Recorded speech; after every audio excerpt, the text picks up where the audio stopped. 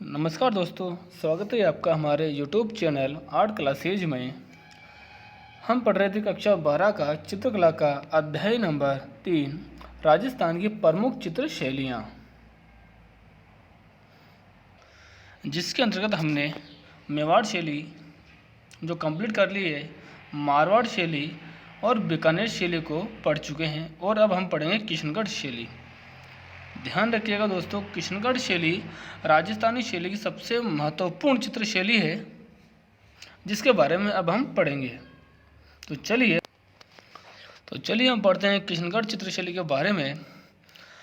यही वो चित्र शैली है जिसके अंतर्गत भारत के मोनालिसा कही जाने वाली बनी ठनी का चित्रांकन किया गया था। तो चलिए हम आगे बढ़ते हैं। किशनगढ़ शैली की स्थापना यानी कि किशनगढ़ राज्य की स्थापना की किशन सिंह ने 1609 ईस्वी में। राजस्थानी चित्रकला में किशनगढ़ शैली का विशिष्ट स्थान है। किशनगढ़ शैली को प्रकाश में लाने का श्रेय जाता है एरिक डिकिंसन और डॉक्टर फैयाज अली को, जिन्होंने किशनगढ़ शैली को प्रकाश में लाया। किशनगढ़ शैली वल्लभ संप्रदाय का प्रमुख केंद्र रहा, जिसके अंतर्गत राधा कृष्ण के प्रेम लीलाओं का वर्णन किया गया। महाराजा रूप सिंह ने अपने आश्रित चित्रकारों से राधा कृष्ण के प्रेम लीलाओं के अनेक चित्रों का निर्माण करवाया। राजा मानसिंह के पुत्र थे राज सिंह, जो कि खुद एक काव्य रसिक चित्रकार थे, जिन्होंने 33 ग्रंथों की रचना की। फिर लगभग एक सदी उपरांत किशनगढ़ शैली में राजा सावन सिंह के समय किशनगढ़ राज्य का स्वर्णकाल रहा। ध्यान रखिएगा दोस्तों, किशनगढ़ शैली में राजा सावन सिंह का समय सबसे महत्वपूर्ण रहा, जिसके समय कलाओं की भरपूर उन्नति हुई। सावन सिंह का उपनाम था नागरीदास, जो कि वेरी मोस्ट है।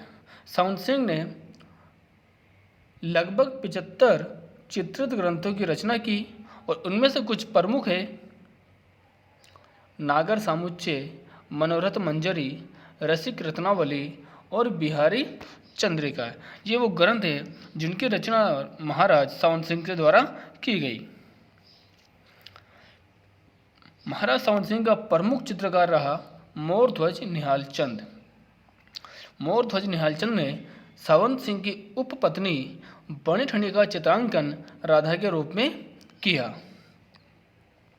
वेरी मोस्ट क्वेश्चन है दोस्तों, बनी ठनी का चित्रांकन किस चित्र शैली में हुआ है और किसके द्वारा इसका निर्माण किया गया?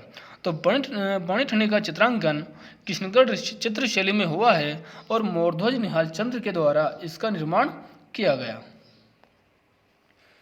बनी ठनी को भारत की मोनालिसा कहा जाता है।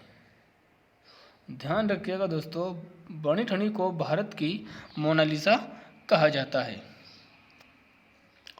वृंदावन में 1763 ईस्वी में और 1764 ईस्वी में नागरीदास और बनी ठनी दोनों देवलोक को गमन कर गए और आज भी दोनों की समाधि पास पास बनी हुई है।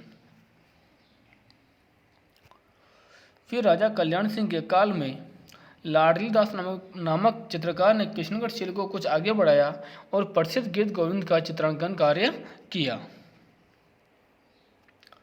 फिर राजा पृथ्वी सिंह के समय किशनगढ़ शैली धीरे धीरे पतनोन्मुख हो गए, अर्थात ये अपना निजत्व खोने लग गई। तो चलिए हम किशनगढ़ शैली के बारे में पढ़ते हैं। उससे पहले हम देखते हैं कि बनी ठनी का चित्रांकन कैसा है, किस तरीके से बनाया गया है। ये वो चित्र है दोस्तों जिसे भारत के मोनालिसा कहा जाता है, बनी ठनी, जो कि चित्रकार निहाल चंद्र के द्वारा बनाया गया।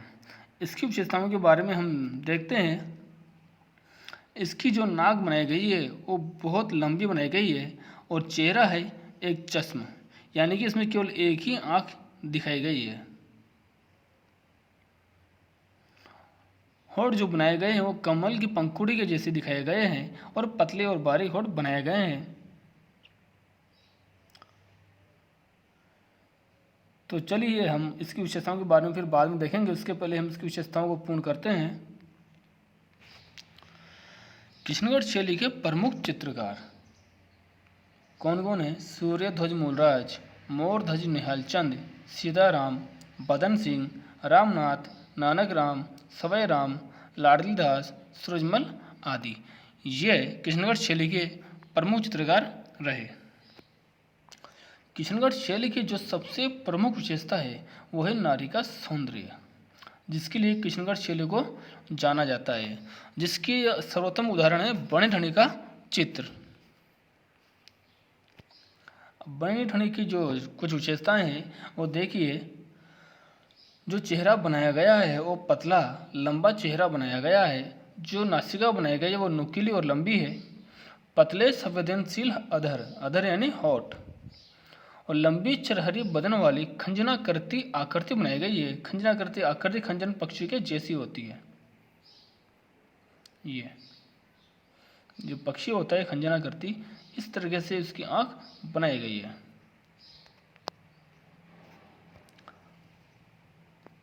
कमल के नयन की तरह, बालों की लठ कानों के पास तक झूलती हुई दिखाई गई है। पुरुष आकृतियां भी कुछ ऐसी बनाई गई है। लंबा चरहरा बदन, लंबी नासिका, पतले अधर, खंजनाकृत कानों तक खिंचे हुए विशाल नयन, जो कि किशनगढ़ शैली की प्रमुख विशेषता रही है।